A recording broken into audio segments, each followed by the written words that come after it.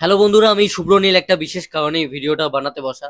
খুব সংক্ষিপ্ত একটা ভিডিও, বাট একটা আক্ষেপ থেকে এই ভিডিওটা বানানো।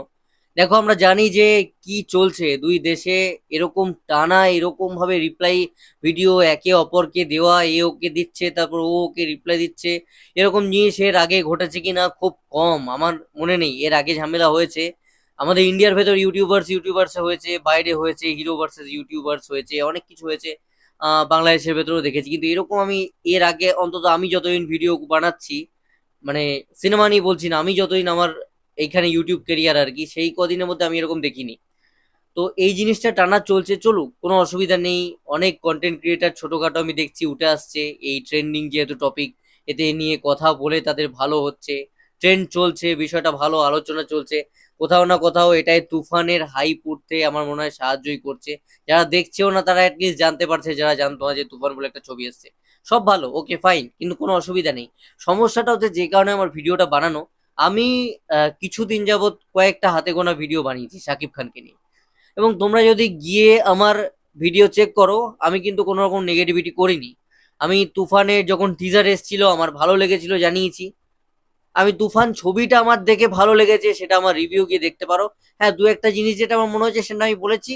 আমার কি রিভিউজ রয়েছে তোমরা কি কাইন্ডলি আমার চ্যানেলে চেক করতে পারো, আমি নেগেটিভিটি করিনি, পজিটিভ ভালো বলেছি। এবং আমার মতন বহু ইন্ডিয়ান ক্রিয়েটার্স রয়েছে, আমি তো ছেড়ে দাও, যারা বহু দিন ধরে ক্রিয়েটিং করছে, যাদের হাতে কন্টেন্ট রয়েছে, যাদের আর প্রয়োজন নেই এমন কিছু। যদি কেউ বলো যে তুমি তো ফ্যান ক্রিয়েটারিং করতে চাইছো সেই জন্য তুমি ভালো বলেছো, তাদের জন্য বলছি এমনও তো চ্যানেল রয়েছে যারা সিনেমা নিয়ে দীর্ঘদিন কথা বলে, তো তারা কিন্তু ভিডিও অলরেডি বানিয়ে সাকসেসফুল হয়ে গেছে, একটা অ্যাভারেজ সংখ্যক তাদের ভিউজ এসে যায়, তো তাদের দরকার নেই, তারা সমস্ত কিছু বলতে পারে। তো তাদের ক্ষেত্রেও হচ্ছে, আমি কয়েকজনের হাতে মানে গোনা কিছু জন আমি দেখলাম ভিডিওতেই বলেছে যে তারা নতুনই, আমি কয়েকজনকে দেখলাম এবং আমি নিজে ফেস করলাম বলে আমার এই ভিডিওটা বানাতে বসা। আমরা ভালো বলেছি, আমরা প্রত্যেকে ভালো বলেছি, যাদের কথা আমি বলছিলাম যারা এস্টাবলিশ, তাদেরও তো ভালো বলা দরকার ছিল না সেরকম। তারা নেগেটিভ বলতে পারতো, বাট তাদের ভালো মনে হয়েছে, তারা বড় ক্রিয়েটার হয়েছে, তাদের ফ্যান ক্যাটারিং যদি কেউ বলে থাকো, আমার ক্ষেত্রে যে এক্সাম্পলটা আমি দিলাম, তাদের সেটা করার প্রয়োজন নেই, তার সত্ত্বেও তারা ভালো বলেছে, তাদের ভালো লেগেছে বলে। ইন্ডিয়া থেকে এরকম বহু সংখ্যক ক্রিয়েটার তোমরা পেয়ে যাবে যারা তুফান ছবিকে সাপোর্ট দিয়েছে, আমরা সাপোর্ট করেছি, আমরা ভালো বলেছি। আমরা যে জিনিসটা ঘটছে, যে নোংরামিটা ঘটছে, অন্তত আমি দায়িত্ব নিয়ে আমারটা বলতে পারি, তোমরা কি ভিডিও দেখতে পারো। আমি উভয় পক্ষকে দোষ দিয়েছি, এমন নয় যে আমার দেশকে ডেকে আমি শুধুমাত্র একটা আমার পাশের রাষ্ট্রকে আমি দোষ দিয়েছি বা সেই ক্রিয়েটারকে দোষ দিচ্ছি না। আমি নিরপেক্ষ একটা আলোচনা করেছি, যেটা আমার চ্যানেলে তোমরা দেখতে পাবে। আমার বক্তব্য হচ্ছে তারপরও কেন সমগ্র একটা দেশের, একটা পশ্চিমবঙ্গের আমাদের সবাইকে গালাগালি করা হচ্ছে। আমি দেখছি যে আমি দুদিনের একটা যোগী, আমি কালকা যোগী, কদিন ভিডিও বানাতে বসেছি, আমাকে এসে 4-5 জন কিস্তি করেছে। আমি কি খারাপটা করলাম? আমি তো ভালো বলেছি, আমি তুফান ছবিকে ভালো বলেছি, সমস্ত কিছু করেছি।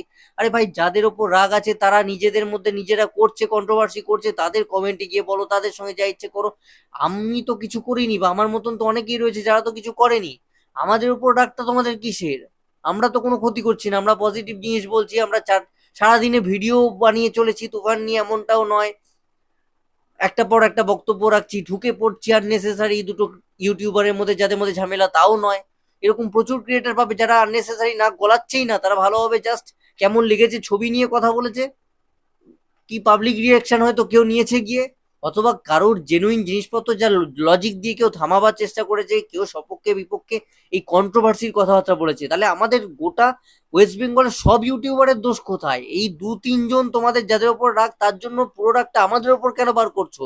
আমাদের দোষটা কি? আমরা তো নেগেটিভিটি করিনি, আমরা তো খারাপ কিছু বলিনি।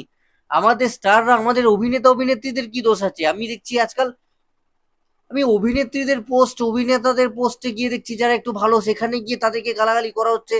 মানে শাকিব খানের ভক্ত তারা, তাদের কমেন্ট দেখে পড়ে বোঝা যাচ্ছে সেখানে সাকিব ইয়ান এই, সাকিব ইয়ান ওই।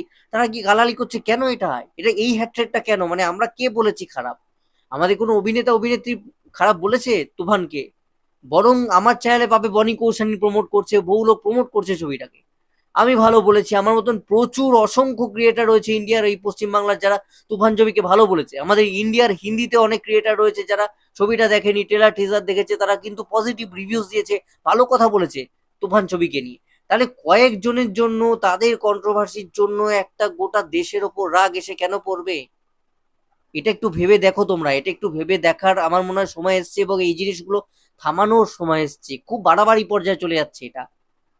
যাদের মধ্যে হচ্ছে তারা তো করছে, তারা একে অপরকে রিপ্লাই দিচ্ছে, তারা তাদের কমেন্ট বক্সে তাদের ভক্তরা বুঝে নিচ্ছে, সব ঠিক আছে। বাট আমাদের মতন ছোটখাটো ক্রিয়েটার বা আমাদের ইন্ডিয়ান সমগ্র ক্রিয়েটারের সবার কি দোষ আছে? সমস্ত দর্শকের কি দোষ আছে? সমস্ত আর্টিস্টের দোষটা কোথায় আছে? আমরা তো নেগেটিভিটি করছি না, আমরা তো খারাপ কিছু বলিনি, আমাদের দোষটা কোথায়? তো আমার মনে হয় এটা থামানো উচিত, এবং দর্শকদের তোমাদেরও অ্যাক্টিভলি কিন্তু এই জায়গাটায় সাপোর্ট না দিয়ে নোংরামিটা, তোমাদেরও কিন্তু ইনিশিয়েটিভ নিয়ে এই নোংরামিটা থামানো উচিত। ওরা কন্ট্রোভার্সি করছে, ফাইন, অসুবিধা নেই, ওরা করুক, ওদের নিজেদের যুক্তি রয়েছে, প্রত্যেকে একে অপরকে পাল্টা দিচ্ছে, কোনো অসুবিধা নেই।